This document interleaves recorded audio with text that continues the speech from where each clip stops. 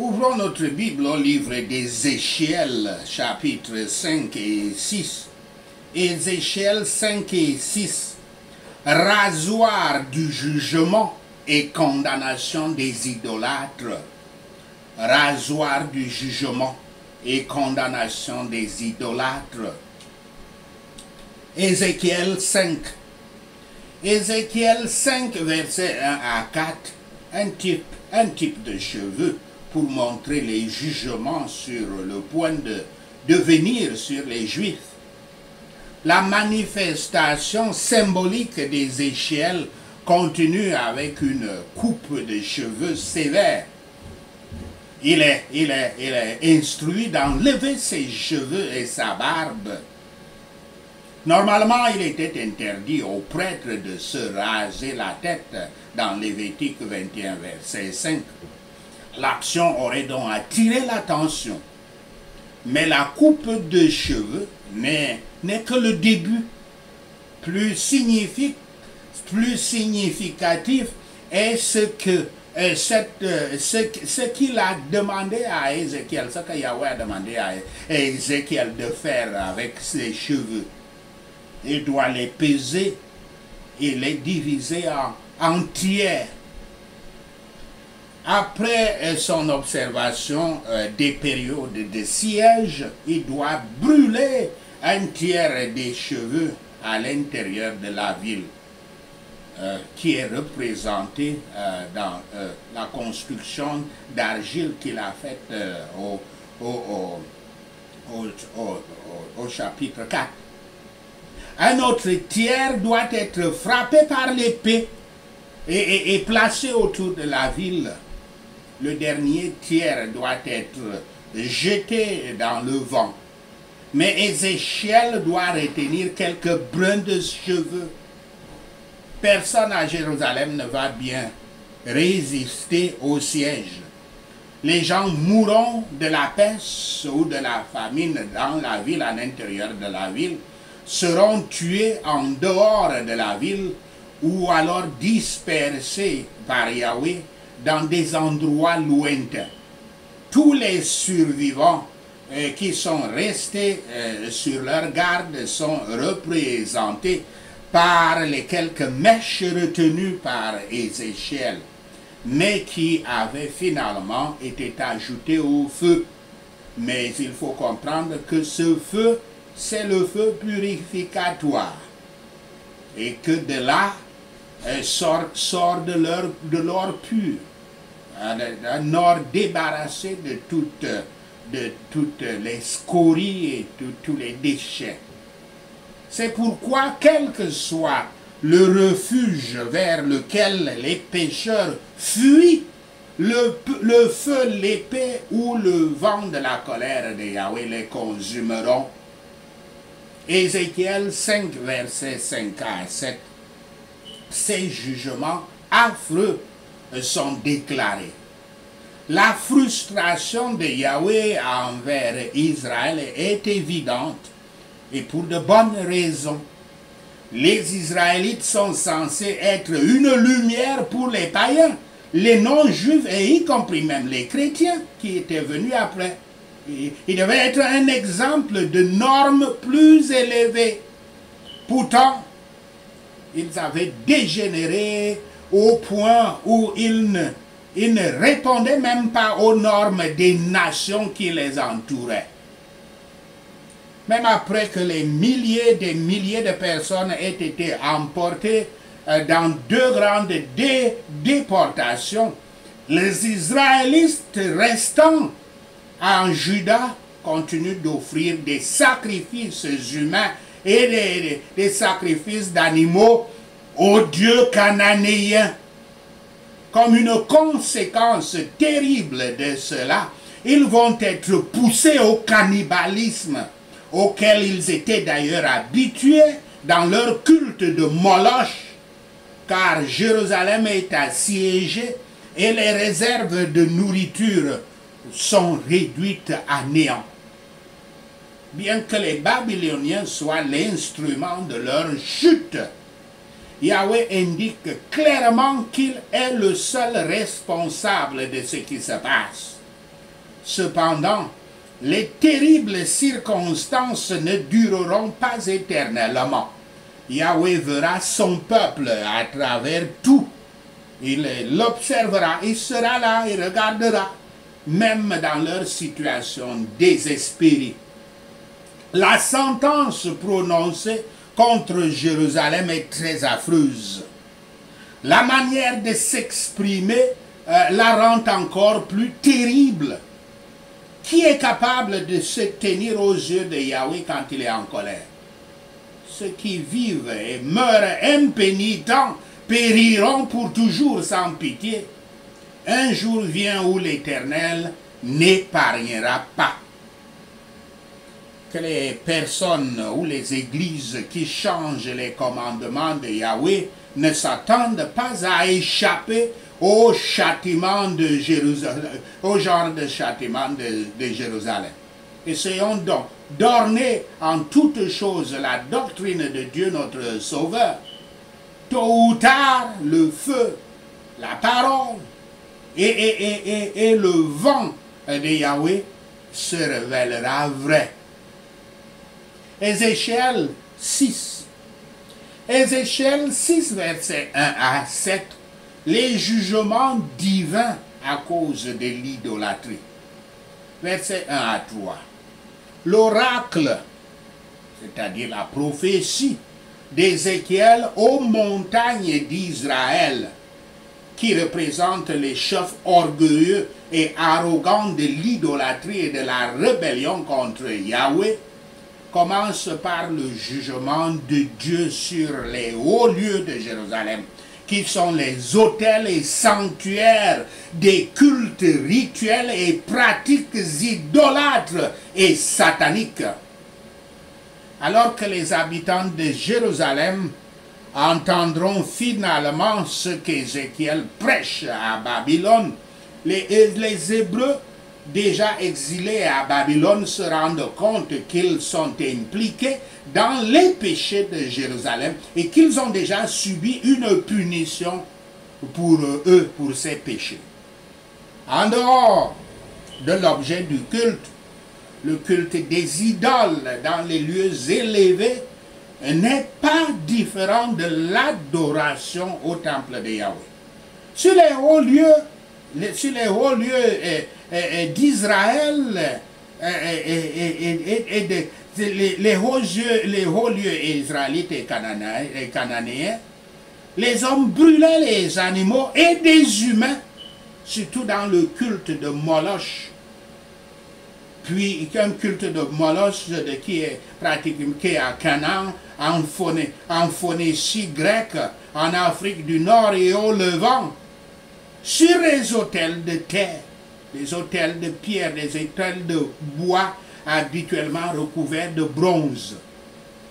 Cette offrande au profit du dieu démoniaque, notamment Moloch, particulier de ce site, les autels, était accompagné d'encens brûlé dans des autels d'encens, créant ainsi un arôme qu'ils disaient agréable à leur dieu démoniaque.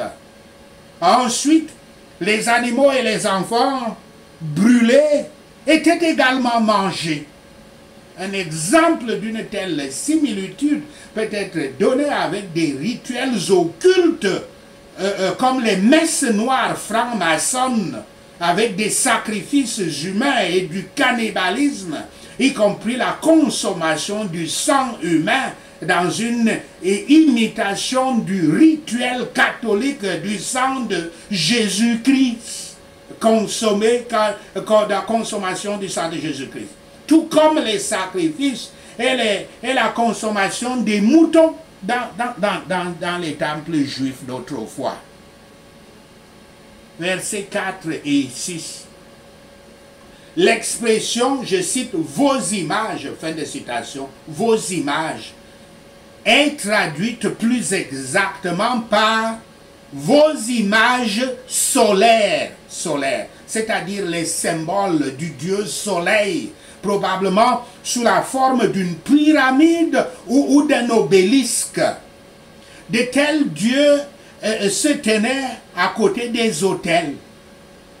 Certains ont souvent prétendu, et vous allez toujours voir, ils prennent les images des dieux égyptiens, ils mettent ça à côté de Jésus, comme pour vous dire qu'ils prétendent que Moïse avait été initié au culte du dieu soleil du pharaon Akhenaton, et que son dieu n'est rien d'autre que le dieu égyptien Aton. Yahweh montre ici, dans ce Ézéchiel chapitre 6, que tout culte du dieu soleil est une abomination pour lui. De plus, ce n'est même pas la première fois, ce verset entier est tiré de Lévitique 26, verset 30.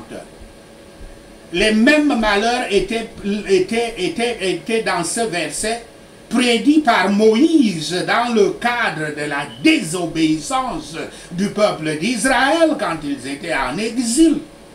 Cette éventualité était donc arrivée dans ce chapitre d'Ézéchiel. Les jugements promis avaient déjà commencé et Ézéchiel déclare que leur accomplissement était à portée de main. Et ceci fut effectivement accompli dans 2 Rois 23, verset 14. Mais Yahweh est sur le point de détruire complètement un tel culte idolâtre. L'exposition des cadavres comme punition est parmi les malédictions énoncées par ceux qui trahissent l'alliance de Yahweh, comme cela est dit dans Deutéronome 28, verset 26. Pourtant, notre juste et miséricordieux Yahweh épargne certains parmi ce peuple pour les amener à un bon esprit et les ramener à la vie de foi. Il y a une terrible ironie dans le fait que ceux qui ont été rétablis doivent d'abord être chassés du pays que Yahweh leur a donné et dépouillés de tous les privilèges qui leur ont été accordés en tant que son peuple. Mais c'est ce qu'il faudra à certaines personnes pour qu'ils sachent qu'il est Yahweh. Le processus de brisement pour rester ou devenir un enfant de Yahweh est dur, douloureux et même mortel pour ceux qui ne veulent pas abandonner, l'orgueil, l'arrogance et leurs pratiques pécheresses et accepter de passer par le feu raffinant de Yahweh. La guerre désole les personnes, les lieux et les choses jugées les plus sacrées. Yahweh ruine les idolâtries par les mains même des idolâtres. C'est juste de la part de Yahweh de rendre une désolation ce que nous faisons notre idole. Les superstitions auxquelles beaucoup font confiance pour leur sécurité causent souvent leur perte. Et le jour est proche où les idoles et l'idolâtrie seront aussi complètement détruites de l'Église professée chrétienne comme elle l'était parmi les Juifs de Jérusalem. Ézéchiel 6, versets 8 à 10. Un reste sera sauvé. Un reste d'Israël devrait être laissé. À la fin, ils devraient se souvenir de Yahweh, de leurs obligations envers lui et de la rébellion contre lui. Les vrais pénitents voient le péché comme cette chose abominable que Yahweh déteste. Ceux qui détestent vraiment le péché se détestent à cause du péché, se détestent eux-mêmes à cause du péché, d'où la nécessité du brisement de soi, ce que notre Seigneur Yahshua Christ appelle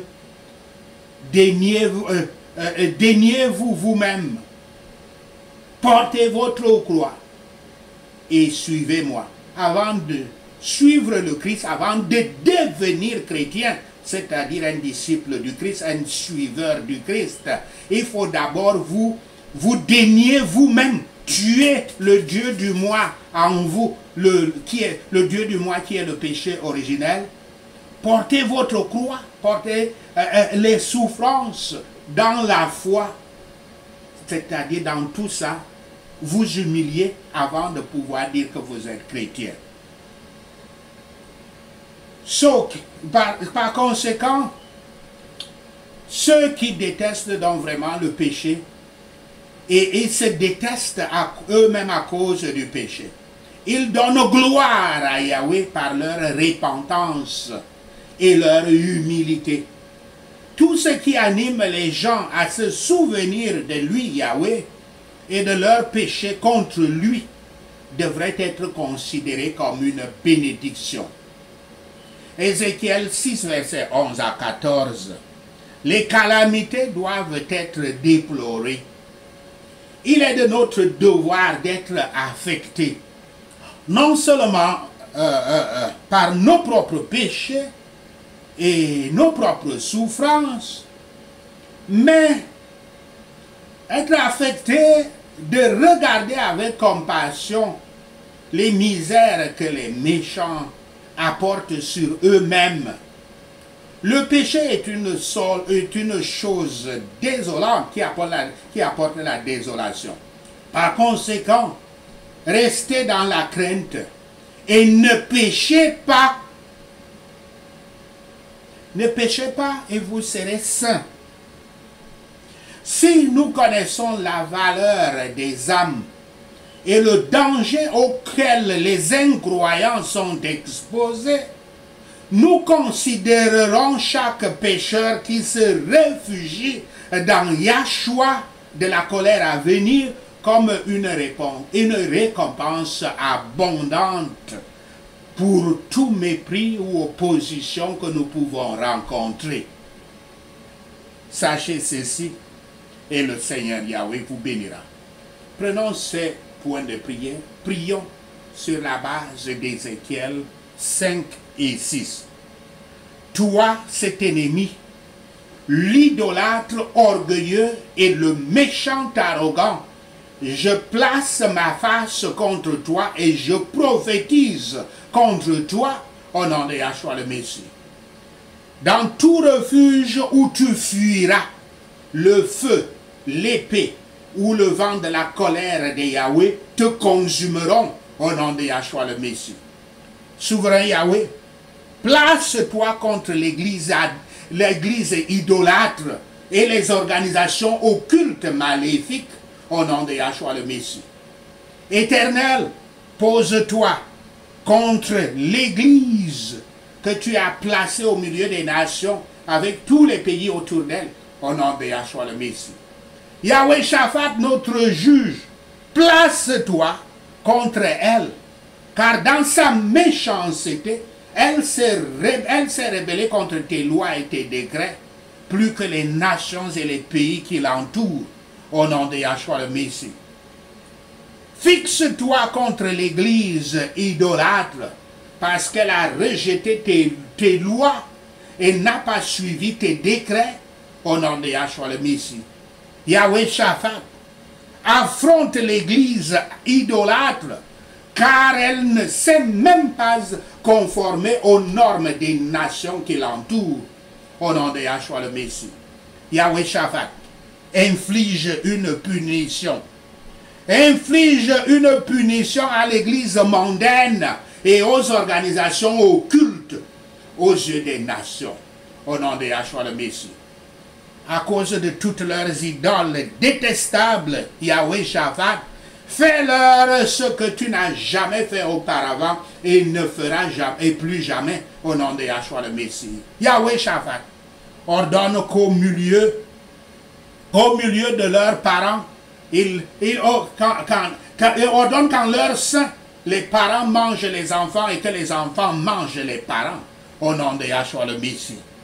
Juste Yahweh, inflige une punition à l'Église mondienne et aux organisations occultes et disperse tous leurs survivants au vent au nom de Yahshua le Messie.